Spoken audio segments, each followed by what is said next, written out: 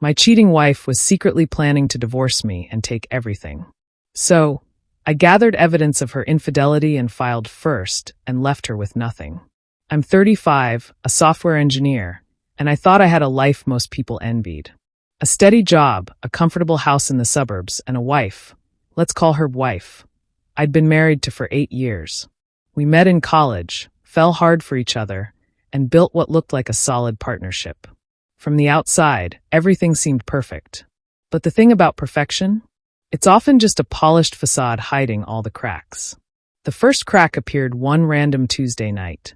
I'd been working late fixing some stupid system bug, and came home exhausted. The house was quiet except for the faint sound of the TV in the living room. There she was, sitting on the couch, staring at her phone. Normal enough, I guess, but she didn't even look up when I walked in. "Hey," I said, setting my bag down. She flinched. Actually flinched, like I'd caught her red-handed.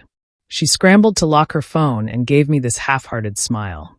"Hey, just group chat stuff." "Group chat?" "Yeah, right." Something about her tone, the way her hands moved too quickly. It didn't sit right. But I told myself I was overthinking. Everyone deserves a little privacy, right? Over the next few weeks, though, things didn't just feel off, they were off. She'd laugh at her phone but shut it off the second I walked in. Her late nights became more frequent, with vague excuses like work friends or errands. I wasn't the jealous type, but even a blind man could have seen the writing on the wall. She was pulling away. Then came the night that changed everything. She was in the shower, and her phone buzzed on the nightstand. Normally, I wouldn't touch it, but something, call it instinct, call it stupidity, made me pick it up. The message preview said, "Can't wait to see you again. Last night was amazing." I felt like the floor had been ripped out from under me. My heart raced, my hands shook, but I forced myself to open her phone. And there it was. The full truth, staring me in the face. Explicit texts, photos, even plans for their next meetup. She wasn't just cheating, she was living a double life. And she didn't even have the decency to hide it well. When she got out of the shower, I acted normal. I had to. I wasn't ready to confront her, not yet. I needed to process, to figure out my next move. What hit me hardest wasn't just the betrayal. It was the way she talked about me to this guy. Let's call him AP, affair partner. She called me boring, said I was holding her back, even hinted that she was planning to leave me. She was already halfway out the door, and I'd been too blind to see it. The next day, during lunch, I called a lawyer. The advice was simple: file first. And gather evidence. You'll need it if things get nasty. That night, while she slept, I backed up every incriminating text, photo, and email onto a secure drive. If she was going to blow up my life, I wasn't going down without a fight. For 2 weeks, I pretended everything was fine. I played the clueless husband while quietly preparing for the storm. I dug deeper and found that she wasn't just cheating, she was strategizing. She'd emailed her friends about how she planned to play nice until she could secure the house and a chunk of my retirement. She joked about me being too naive to notice. Every word I read made my blood boil, but I held it together. If she thought I was weak, I wanted to keep it that way. Let her underestimate me. When the day came, I filed for divorce. I packed a bag, rented a small apartment, and left her a note on the kitchen counter. It was short and cold. I know about the affair. I've filed for divorce. Any communication will go through my lawyer. Her reaction was as dramatic as I expected. She called me dozens of times, alternating between sobbing and screaming. I didn't pick up.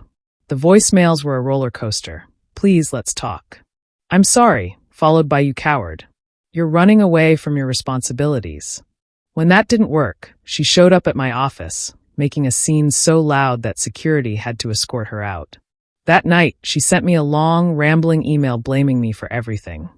The boring marriage, her unhappiness, even the affair. "I never really wanted to leave you," she wrote. "It was just a mistake. I was lonely." The audacity made me laugh out loud. Lonely? She had AP keeping her busy, didn't she? But the manipulation didn't stop there. She counterfiled, claiming emotional abuse as grounds for divorce. It was laughable, but my lawyer was ready. I handed over all the evidence, texts, emails, everything. The judge saw right through her lies. Her allegations didn't just fail, they backfired. Her desperation grew as the legal battle dragged on. She called mutual friends, crying about how I'd abandoned her. Some people fell for it, but most saw through the act. My mom, bless her, didn't hold back when wife tried to guilt-trip her. Maybe if you hadn't cheated, he wouldn't have left, she snapped. Then came the next level of crazy. She tried to break into my new apartment while I was at work. Thankfully, the building had good security, and she didn't get far. Still, it shook me. I installed extra locks and cameras just in case. The court proceedings were a nightmare. She demanded spousal support, even though she had a decent job. She wanted the house, despite the fact that I'd paid for most of it. Hell, she even tried to go after my retirement savings, claiming she'd sacrificed for our marriage. My lawyer shut down every demand with hard evidence, but it didn't stop her from trying. The worst moment came during a court-mandated mediation session. She looked me dead in the eye and said, "I deserve to be taken care of. I wasted 8 years of my life on you." I laughed, softly but audibly. The mediator wasn't impressed, but neither was I. Her entitlement was on full display, and it was embarrassing for her. Her antics only escalated from there. She claimed I was hiding assets and demanded years of financial records. My lawyer painstakingly compiled everything, proving I'd been transparent all along. The court reprimanded her for wasting time, but the delays cost me money and sanity. Then she crossed a line I'll never forget. She forged an email from me to my boss, accusing me of harassment. She wanted me fired, hoping I'd cave to her demands. But my boss knew me well enough to see through the scam. I got my lawyer involved, and we sent her a cease and desist letter. We considered pressing charges, but honestly, I just wanted it all to end. Her desperation reached absurd levels. She tried to claim custody of our dog, a dog she barely interacted with during our marriage. She even presented fake text messages where I supposedly neglected the dog. But I had receipts, vet bills, adoption papers, photos of me walking and caring for the dog. The judge dismissed her claims so fast it was almost funny. In the end, her manipulations couldn't beat the truth. The court ruled largely in my favor. I kept the house, my savings, and the dog. She walked away with a modest settlement, far less than she'd been aiming for. Her attempts to milk the system had backfired spectacularly, leaving her with little more than a bruised ego. Looking back, I'm glad I stayed calm and calculated. I didn't let her break me, no matter how hard she tried. If there's one thing this experience taught me, it's this: people will show you who they really are. When they do, believe them. And if they think they can walk all over you, stand tall and prove them wrong. If you found this story interesting, or if you just enjoy a good dose of karma, subscribe. Life might throw you curveballs, but sometimes the messiest moments make for the best stories.